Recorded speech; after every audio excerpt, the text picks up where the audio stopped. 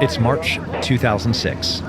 I'm in Iraq, the youngest member of the combatant commanders in Extremist Force, modeled after Delta Force. After a successful capture-kill mission for a high-value target, I think I'm the man, and that we're all now on equal footing as brothers in arms. Then it happens. On our very next mission, we are a bird short because an engine was damaged by small arms fire, and I get bumped. Master Sergeant John Shrek McPhee grabs me right before he leaves, and I'm expecting him to change his mind. But instead, he says, "Hey, man the QRF while we're gone." I go to the vehicles, turn on the radio, and start working. But mostly, I stew on being left behind the whole time while they're gone.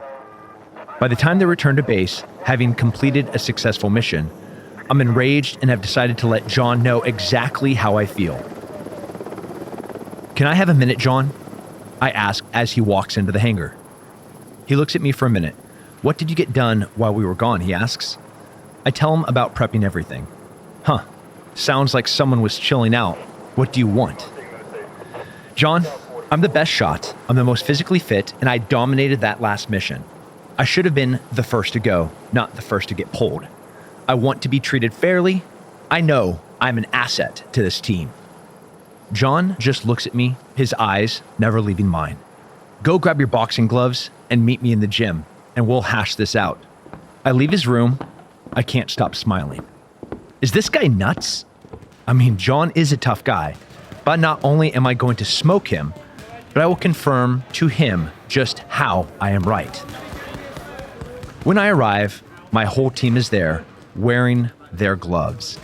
John tells me that I'm not just fighting him, I'm fighting the whole team. I see what he's doing, but I don't care. One after one, they come after me. 2-minute rounds. No rest. The second one guy gets out, a fresh guy gets in. Mario Montese is up first. I beat the snot out of him. By the time I get to my 5th teammate, I'm bleeding a little bit, and my head's ringing. But I keep winning. John then calls the first guy back in. I have nothing left for him. He gets his payback. They all do.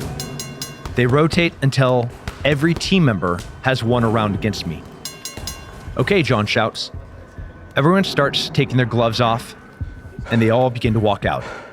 Blood is oozing from my pores. My face and hands are swelling. My lungs are on fire. When everyone but John and me are gone, he walks over to me and says, "I don't want to have this conversation again." This moment should have left a powerful imprint on me. I should have picked up what he was trying to tell me, that no one, regardless of talent or skill, is more important than the team. I should have realized that I am not an all-star, that I have a lot to learn. And if I don't, then I will be a liability to the force. But I am Tim Kennedy, and my takeaway is, it took all of those dudes 2 tries to finally beat me up.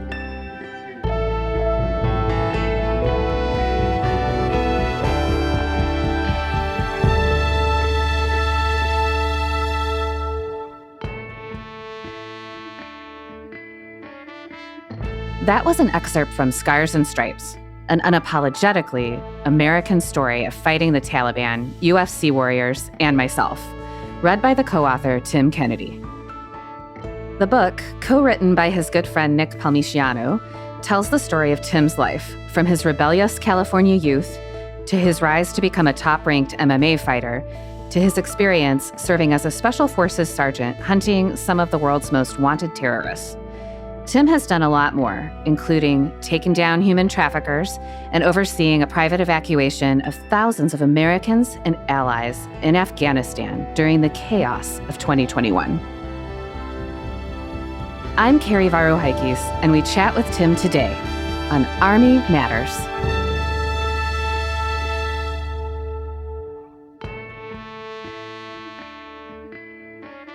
Hey, hello everyone. I'm Lieutenant General Retired Leslie C. Smith, the former Inspector General, and today I'm the Vice President for Leadership and Education for Association of the United States Army. And I have one of my great battle buddies, a great friend, Dan Dailey. Les, thanks. I'm the 15th Sergeant Major of the United States Army and Vice President of NCO and Soldier Programs. So there's only been 15 sergeant majors in the Army? Though there's 16, there's one after me. So one after you, but you were the 15th. There's only one 15th, yes, sir. Yeah, That's the way it works. So that means you haven't been around as long as the Inspector General has. No, probably haven't been around. No, but farly more important. Yeah, that's right. Yeah, That's right. that's only mildly interesting. Yeah. Come on. Well, Les, it's an honor to co-host with you today, and I think the audience is going to enjoy the guest we have today.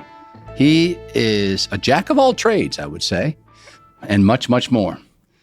You know, one of the things he's done is he started off as an MMA fighter. What do you think about MMA fighting? Have you ever been in a fight? Yeah. Yeah. I mean, as a little kid, and I'm trying to remember what it was about. It's been so long ago. It was about something stupid. So where I grew up in Atlanta, it was a rough neighborhood. And so we were always told to try to avoid fights if we could. But I think some kid just picked a fight one day, and I think I smacked him in the head or something, you know. Yeah. I'm a pretty big guy, and I'm bigger now than what I used to be. But even then, it was not a good day for this kid. So you chalked that up as a win. That was a win for you then? I chalk it up as a win, but it was also, to me, it was embarrassing because with young men especially, when you get in the fight, it's not a big deal. 5 minutes later, you're doing whatever you want to do. Yeah. And that's what I think we see today, that people hold grudges on stuff when, in fact, it's over. It's done. Let's move on. Yeah. How about you, Dan?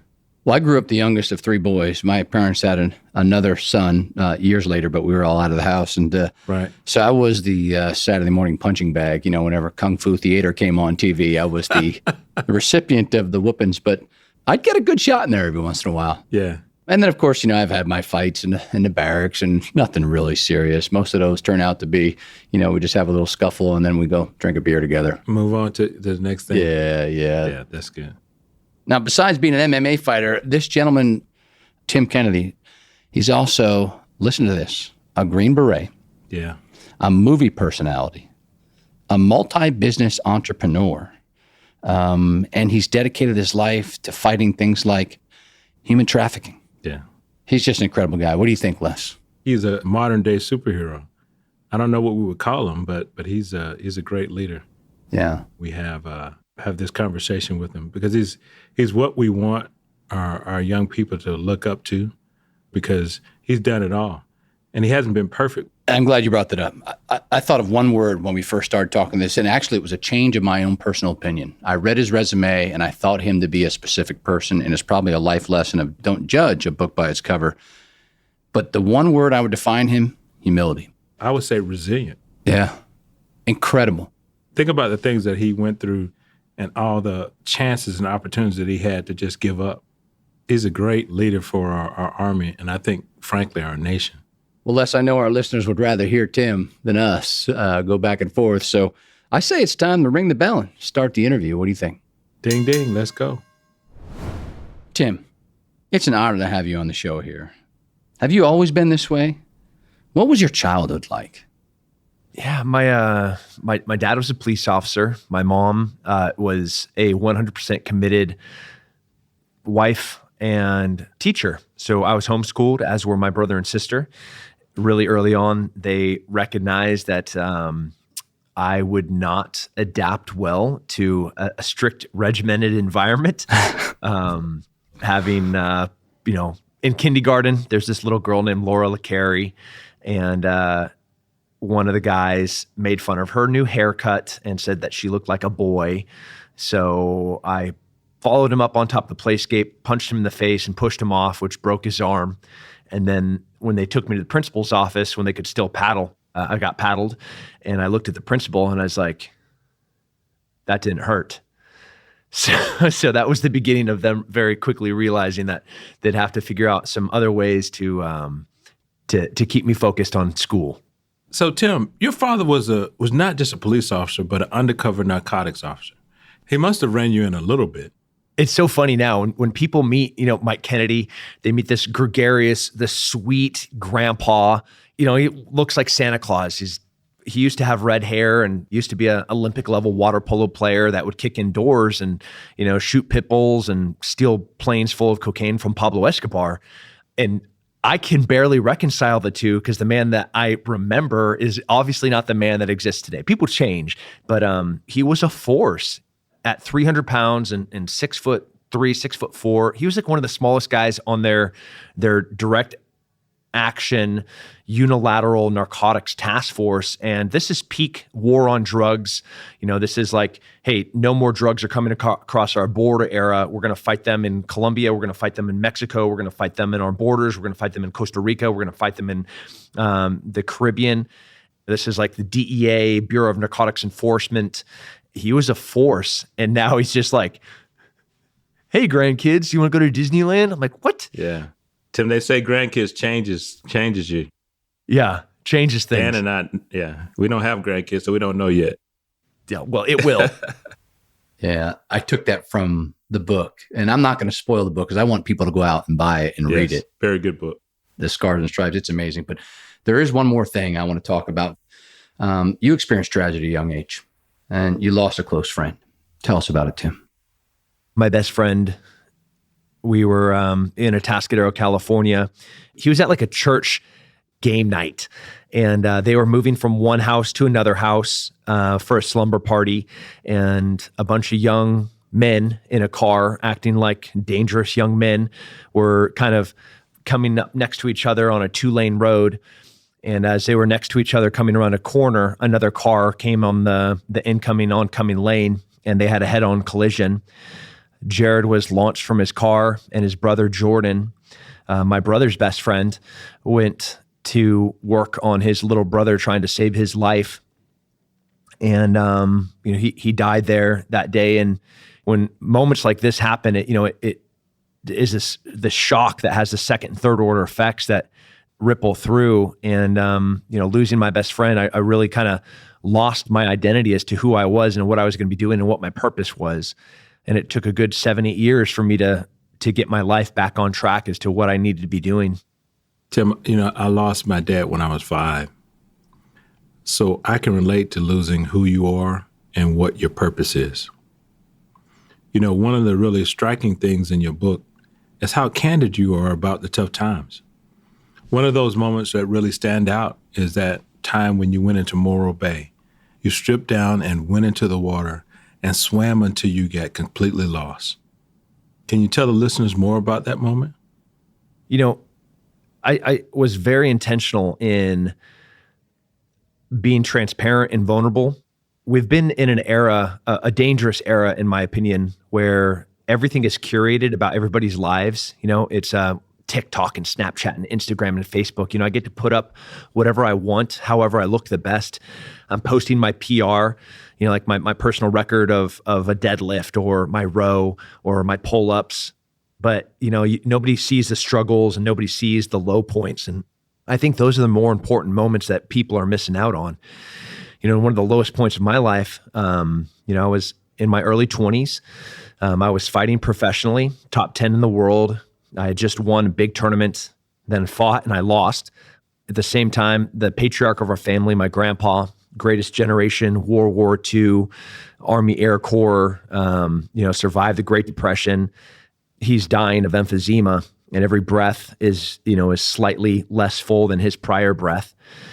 And while he's dying on his bed, I can't, what used to be my sanctuary, which is the Cambria Beach House, I can't even go there because the man that I have looked to and aspired to be is just slowly withering away and dying. And this is still in that period where I'm figuring out what my purpose is again. And there's nothing more dangerous than a young man without purpose. And I was a young man without purpose. And it's one of the greatest things I love about our military is we give purpose, direction, motivation. When you have purpose with direction, motivation, man, the things that we can accomplish are insurmountable, climbing cliffs and storming beaches and raising flags on Iwo Jima. That's the things that a young man with purpose can do. I did not have purpose. At this time, I have a few women pregnant all at the same time. None of them are the women that I was actually with. A girl walks into the gym that I kickbox at, and she tells me that she has HIV and she was with me after one of my fights at a party after the fight where there was a good chance that I could have contracted HIV from her. And so I go to Morro Bay, California, and I take all my clothes off. I drop my wallet and my pager onto the sand. And pager, that's right. Yeah, we can relate to that. And I wade out into the water and I just start swimming due west into the fog. Another moment of divine intervention, call whatever you want, but there was a woman, I'm assuming it was a woman, an old one, because that's who lived in Morro Bay, but I don't know who she was. She called the Coast Guard and said, I just saw a young man walk out into the water and start swimming into the fog. I can swim, and I can swim fast, and I swam for about 30 minutes, so I'm guessing I'm maybe 1.5 miles to 2 miles out into this water. I'm in the dense fog, and I have no idea which way the beach is. I can't hear it, and I'm just treading water. I'm cold, and I'm freezing. The water in Morro Bay is about 55, 53 degrees, and I've been out there for about an hour now, still trying to figure out which way to go. Just not willing to go into the darkness, sit down to the drink. I just keep swimming. And, this boat, a little Coast Guard boat, and they have really cool boats there. They're, the Coast Guard has a name for them. I'm not going to give the Coast Guard a lot of credit, but it's a really rad boat. It can't be toppled. Like if it gets inverted, it flips back over. Right. It's a pretty cool. And these guys come up, and there's this captain with his legs dangling over the front of the boat. And he's like, "Hey, what are you doing?" I'm like, "Man, I'm swimming." He's like, "Yeah, I see that. What's going on?" So I give him like the bluff, the wave tops of what's happening in my life right now. He's like, "Man, I was going to offer to pull you out, but truthfully, I might just stay in the water if I were you." I'm like, "Okay." But it's real cold. And he leans over and he looks down at me. He's like, "Yeah, I see that." And I'm like, dude, there's something about a seaman's sense of humor that's just cut straight to the bone. And he says, "Hey, man, I'm going to give you an offer. I'm going to treat your life with a little bit more respect than you have treated your life. And I'm going to give you a chance to get out of the water. Do you want to get out?" And he wasn't asking literally. He was asking metaphorically, figuratively, like, this is your chance. This is your one chance to start making a choice that can start changing the trajectory of your life. Wow. So rather than force you to get on the boat with him, he got you on there another way. I mean, I assume you got on the boat. Leadership comes in lots of different forms, but one of the most important things is this being a man of integrity, character, and truth, transparency. He could have been like, "Hey, go and get on this boat, son." And I would have responded the exact way that a young man in his 20s would respond. Just like, "No, I'll just keep swimming." Instead, he immediately built rapport and he showed interest in me, and that interest connected me to him. And then he gives me an option of making a wrong choice or a right choice. I would have sat there and continued to tread water and drowned because I'm a stubborn young idiot without purpose. But instead, he did the thing that a real leader does, which is find a way to speak to the audience, which is a young man that's hurting in the water. And that's important. Well, you say it right there in the book. In the introduction, the phrase, "failure is going to happen." Tell us more about that. I mean, you are not going to find improvement without failure. If you go within special operations, we're getting ready to go a direct action, counterterrorism, hostage rescue, whatever. You're doing hundreds of reps inside the house and you're pushing the envelope. You're getting shots outside of the bowling pin. You're making mistakes on the entry. You're not shooting the center. And those mistakes, we then come outside. We identify the mistakes in our AAR and we sustain the things that we did right. We identify the things that we need to improve on, but you're not going to improve without making those mistakes. In weightlifting, in running, in jiu-jitsu, in boxing, the reason that you learn how to bob and weave is by getting hit. The reason that you learn how to escape a choke is by getting caught in that choke. The way that your body gets stronger in adaptation is I try to do a 405 deadlift and I do it 4 times, but I'm trying to get 5 times, but I fail on the 4th time and I drop that weight, my body goes, oh man, you just failed. You have to be stronger to be able to do this thing the next time that you try it. So then your body adapts.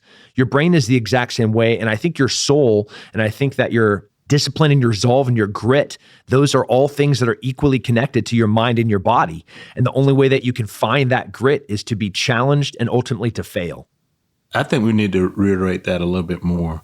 This thing about failing and folks getting trophies just for participating, I think is not great. So expound on that a little bit more about, failures that you've had and how that have helped you grow you into the man that you are today. Man, I'm in Ranger School, right? You go to do your PT test during the bending phase when you're getting inducted. You're knocking out those reps and it's like 45, 46, 47, 48, 48, 48, 48, 48, I was there. 48. And you're like, hey, bro, my chest is bouncing off the ground and I'm going to full lockout. And he's like 48. And he's just like looking right at you. And he just wants to see you fail. And he wants to see you not quit. He wants to see you make a conscious decision with intentionality. You can keep calling 48s, but I'm going to keep going until you get sick of saying 48, until you give me that 53. Right. And they know exactly what they're doing. They're looking for that quitter. They're looking for you to find a reason to get off that ground and be like, oh man, that RI, he just wouldn't give me a real rep.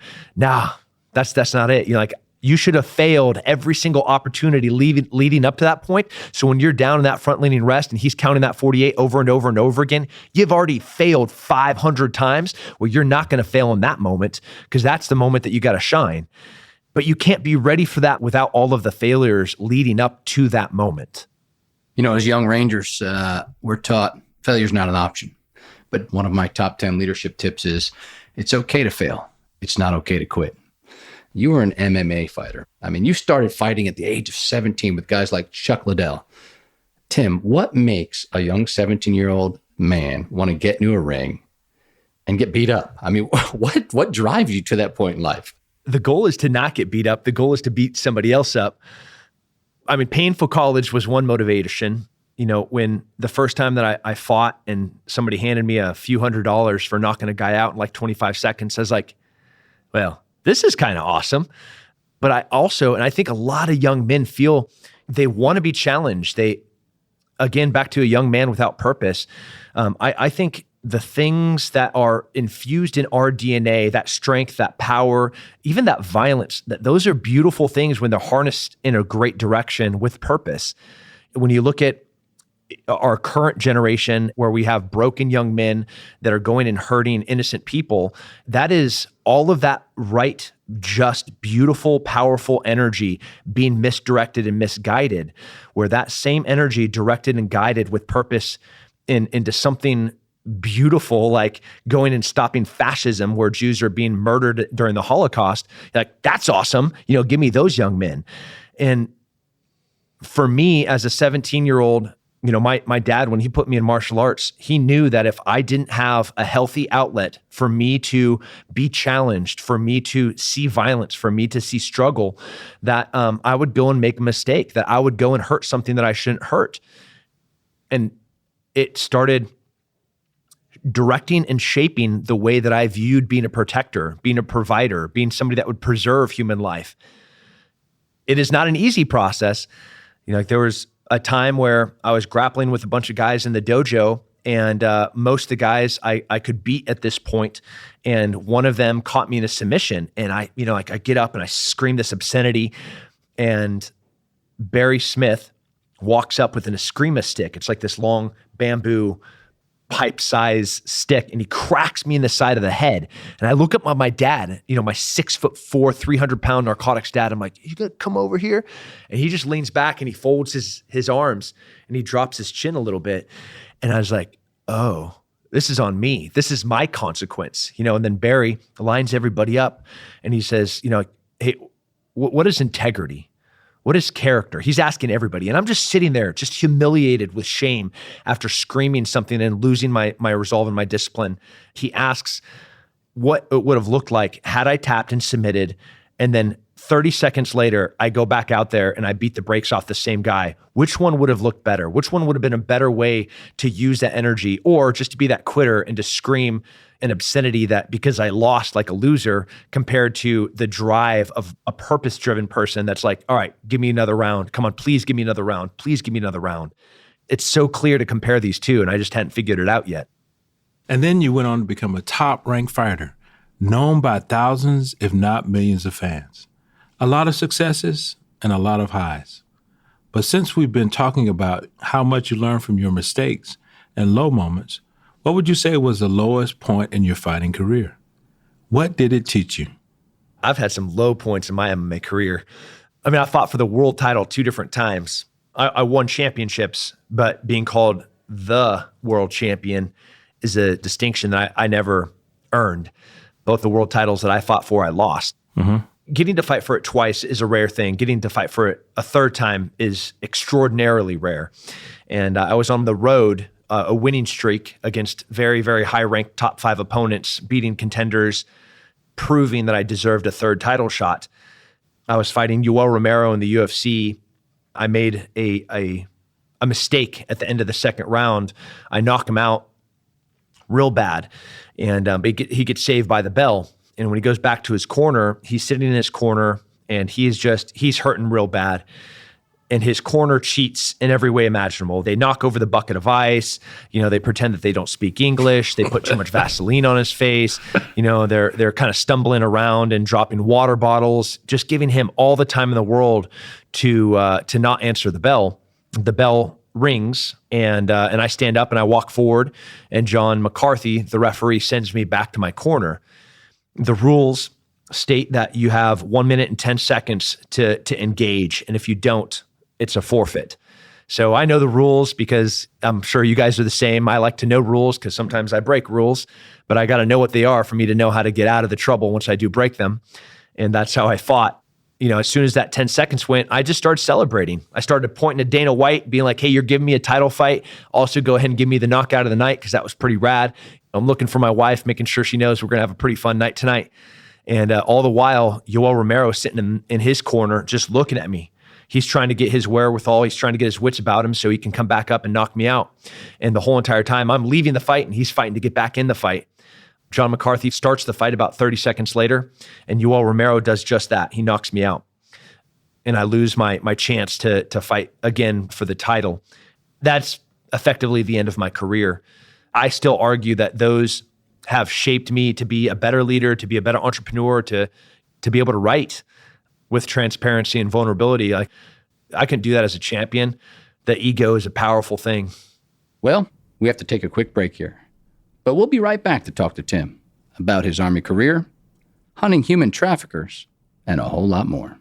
Have you purchased your AUSA swag yet? Be proud to show your support for AUSA, which in turn shows your support for the U.S. Army and our soldiers. Check out all AUSA swag at shop.ausa.org. We're back and talking to Tim Kennedy. Now, Tim, I'm sure there are a lot of skills you learned from your MMA career that you've applied in your military service.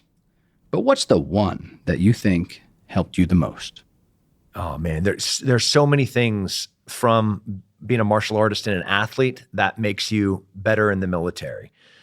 When you get to Special Forces selection, when you see athletes that are coming in, especially high-level athletes, you know that they have such a better chance of success in getting selected because they've already put themselves voluntarily through so much struggle and so many challenges and so many failures. So by the time they get to here, there is no quit. They've already failed plenty of times, but here, there's no way that you're going to get one of them to quit. And it was no different for me. I tell people frequently, the only way that you could have got any of us after 9/11 that were in Special Forces selection, almost every single one of the guys that I went to selection with were collegiate athletes. The only way that you would have got us to leave that place was on a stretcher. And the only way you would have gotten us on a stretcher is to sneak in while we're sleeping with lead pipes. And I'm not being like cheeky when I say that. I'm being dead serious. Now, Tim, can you explain to the listeners what the 18 X-ray program is and why you chose to do it? So everybody remembers where they were on September 11th. Yes. I remember where I was. And, a couple hours later, I was down at a recruiter's office, and there's about 1,000 people in front of me, all of us trying to find out how we can get a uniform and go somewhere. It took a while for me to really talk to a recruiter, and then I'm talking to the Marines, I'm talking to the Navy, I'm talking to the Army. Here is the first time that I'm having direction. I don't have purpose yet, but I now have a direction. I know where I want to go and the things that I want to be doing. Right. It's really the fastest way to find the people that did this to us. When I finally get an Army recruiter in front of me, and the Army recruiter is like, hey, we have this new program. It's called the 18 X-ray program, where we were taking collegiate athletes and we're putting them directly into Special Forces selection. You get through basic training, you get through infantry school, you get through airborne school, and then you get through the first attritor gate called SOP-C, Special Operations Preparation Course. And then you get to go directly to selection. And if you are selected, you get to go to the Q course. I have a lot of mixed feelings about the program, but at the time, it sounded like the best thing in the world for me. Then it was just waiting. They wanted me to finish grad school, and they wanted me to get a slot. And it took 6 months to get down to MEPS and go take a D lab, and then go and finally get your ship date. So it took 2 years for me to go from 9/11 to on a bus, I'm going to basic training. But I didn't know a way to do it faster. You've done a lot of missions. Can you describe what was probably the most important mission that you undertook? Iraq was, we were with special missions units, and within special forces, we have special teams and special companies that had special jobs. I don't know why I was there, but I was. We got in lots of gunfights, and we got lots of bad guys, and we did lots of great things. Afghanistan was something different. In one mission in particular, as we were in Uruzgan, the Uruzgan Valley, making our way to Firebase Anaconda, we were ambushed, and it was from the IED and RPG and machine gun nest initiated ambush to 4 days later, when we finally made it to Firebase Anaconda, we were in a tick, troops in combat, the whole entire time. There were the vehicle in front of me, literally everybody died inside of it during the initiation of the ambush. In my vehicle, I don't think there's a guy that got out of that vehicle without a Purple Heart. It was one of those gunfights where our ammo resupply, which could never get there fast enough, as they're trying to come in, are like, I don't think we can make it in. When you have Spectre gunships that are about, 30, 45 minutes into this engagement saying, hey man, we're whiskey on ammo, we got to go back. When A-10s are like, this is too danger close. And we're like, if you don't do this, we're all going to die. Back to failure. Had the SF ODAs that were there on the ground, had they not been teams with team sergeants that had pushed the pocket and pushed the envelope in training leading up to this deployment, I'm sure every one of those guys would have died in that valley. It changed everything and every perspective that I would have about who I was as a teammate from that point forward happened in the Valley of Afghanistan. Tim, we could literally do 2, 3, 4 podcasts on your military career, which is incredible, which still continues to this day, as a matter of fact. But I want to talk about the skills you learned as a fighter, as a soldier, and put it in something that you became passionate about, and that was human trafficking. How'd you get into this? It was really being with 7th Special Forces Group, traveling to South America and the Caribbean. I would see, the worst thing that you can make a soldier do is put him in a place where he can't do anything. We have this thing in us to preserve and to protect those around us. We have soldiers that will jump on top of a grenade to save their teammates to the left and to the right, and they know what just looks like. But then we have to go to these places where we can't do things, right? Where I'm going to a KLE, a key leader engagement in Afghanistan. The warlord that I'm going to talk to, he walks in and he has a 13-year-old girl with him who is his wife, and he has a 9-year-old boy that has all the makeup on his face. Mm-hmm. And I'm here to talk to that warlord, and I need that warlord to do things for me. So I can't do the things that I know are right, like beat him into a bloody pulp for being a pedophile. Mm-hmm. But that's what I want to do. Yeah. But I can't do that because I'm in this position, or I'm in South America, or I'm in the Caribbean. I was in Trinidad. And this is before President Obama was coming in. We were doing a PDSS, a pre-deployment site survey for Secret Service. So we were an advanced team. Secret Service was coming in. I identified all the places that I would put a sniper if I wanted to be a sniper to try and engage the president. I'd hand this packet over to the Secret Service, and they would put people in all those different rooms. You know, like there's huge tradecraft, how these guys do all these things. But while I'm in Trinidad, I needed to learn the center of gravity for who is good and who is bad. So like we were going down to the bad areas of town. We'd go to the bars, go to the strip clubs. We'd find informants and humit. We're not buying prostitutes or anything, but we're seeing who is buying these people. And we're seeing who's running the money and who's commanding the security guards at the door. I'm watching these young girls get shuffled in here and watching these young girls get shuffled out the back, but I can't do anything. It just ate at my soul. My hands were tied because I was there in a capacity that I couldn't effectively do the thing that I knew I should have been doing, which is like kick in that door and grab every person in there, put them in flex cuffs, drag them out down to the embassy and rescue every one of these girls. Can't do that.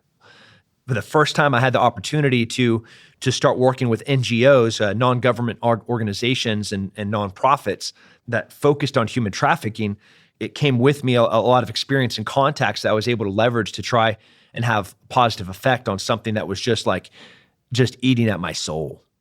Yeah, that's good. Like Dan said, we could talk about this for a couple of hours, but we got to get ready to close. You're a TV personality, an entrepreneur, a trainer, and a father. How have you been able to balance the family life and dangerous ventures and the entrepreneurship over the years? I look for dead space. I look for these black times that are just wastes, and I just cut them from my life. And if there's something that I can relegate or delegate, I just hand that off and I push that off. That's not something I need to do. I have these brilliant men and women around me. We color code things. So if it's red, it's something that I have to directly affect. If it's yellow, it's something that I need to know about, but it's not anything I need to do right now. And then it's green. It's something that, yeah, we're handling it, but here's your purview, here's the bluff, here's the essay on it, and we'll handle the rest. And with that, I get this battle rhythm where people ask, like, how can you do all this volume of work? Man, I have purpose. I have direction, and I'm pretty motivated because I have the most amazing family on the planet with the most amazing colleagues and associates that I get to work with. Like, why wouldn't I be? Shame on me if I'm going to waste one moment doing the wrong thing, when I'm going to sit down and play video games, if I'm going to go smoke a cigar and play poker. All the while I could be at the lacrosse field with my son, or I could be in the gym doing weights. Right before I came here, I was in a cold water immersion after I did a blood flow restriction workout before I get on this podcast with you amazing fellas. Make good use of your time. Yeah, Dan, he's making us look bad, brother. No, I love it. I love it. I'm the same way. Now I got to go do another workout. Come on. Go ahead, Dan. One last question for you, Tim. If Tim today could go back and tell Private Tim Kennedy one thing, what would he say? Nothing. I would kick him in the teeth and I would walk out. I'm serious. Every one of those failures and every one of those struggles and every one of those mistakes, I still think back to the shame and humiliation that I hold right now of thinking about what I said to my team sergeant when he got back and he stepped off that helicopter. And that shame and humiliation still to this day, when I walk out this door and I go to talk to somebody out there, that comes with me. Mm-hmm. And I wouldn't have learned a lesson had that not been present. Maybe I'd say, pack extra grenades in 2008. That would have been useful, but nothing else.